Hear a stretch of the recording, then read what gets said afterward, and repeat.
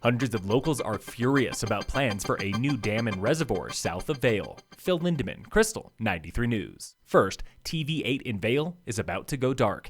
The Vail Daily reports Vail Resorts is pulling the plug on its local TV channel for at least 1 year after 28 years on air. That includes a distribution deal with Comcast that sees TV8 broadcast to 900,000 homes statewide. Broadcasting ends 1 week from today, July 17th. Vail spends the next year reviewing operations, claiming the channel was losing cash even before COVID-19. An Aspen man was mauled by a bear in his home early this morning. The Aspen Times reports the man suffered serious injuries to his face and neck when the bear swiped him with a paw. He is in surgery now. Injuries are not life-threatening. Wildlife officials are searching for the bear. No word yet on how it entered the man's home. This is the first attack of the year in Aspen. Last year, 3 local people were attacked. 2 Vail Resorts ski fields in Australia are closing immediately due to a surge in coronavirus. Snowy Mountains magazine reports Hotham and Falls Creek ski areas, both in the southern state of Victoria, closed yesterday, and lifts will not reopen until August 19th at the earliest. To the northeast, in New South Wales, Perisher Resort remains open. More than 500 people, including town mayors and a state senator, flooded the U.S. Forest Service with letters opposed to a new dam and reservoir on Homestake Creek south of Vail.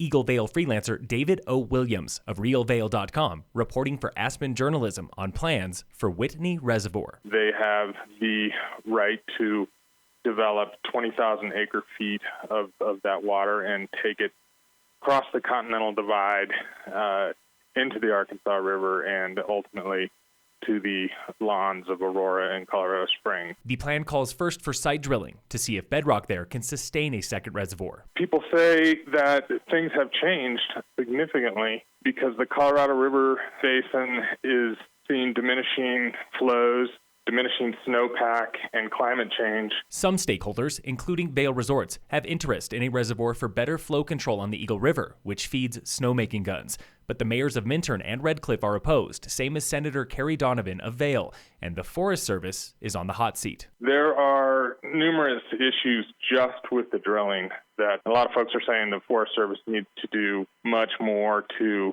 analyze just the testing. Meanwhile, on the Arkansas River, another dam project from the same water rights holders means you can now float from Leadville to Canon City for the first time in decades. Colorado Public Radio reports on the $9.1 million Homestake Arkansas River diversion project, where an aging dam from the 60s between Granite and Buena Vista has been repaired and replaced with a boat chute and fish ladder. Construction started in 2018 and wrapped up recently.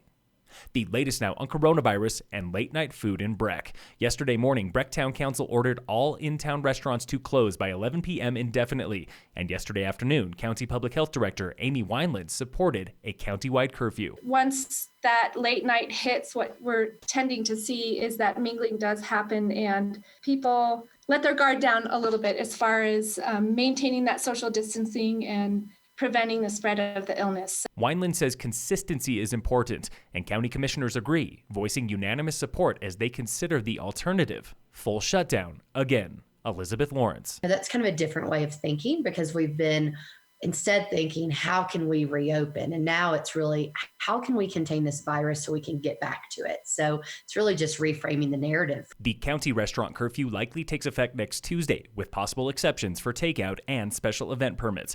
Frisco and other local towns are most likely close behind. Summit County confirms 300 cases of COVID-19 as of yesterday, 7 more than Wednesday, and 389 new tests in the past 7 days. And in local sports, brought to you by American Family Insurance, the Weiss Agency, Race 1 of the virtual Summit Trail Running Series ended at sundown yesterday, where Morgan Elliot was fastest man and overall winner. Eva Hagen won the women's race. Jeremiah Vail, Mark Martin Williams, Whitney Henseroth, and Ava's daughter Ella round out the podiums.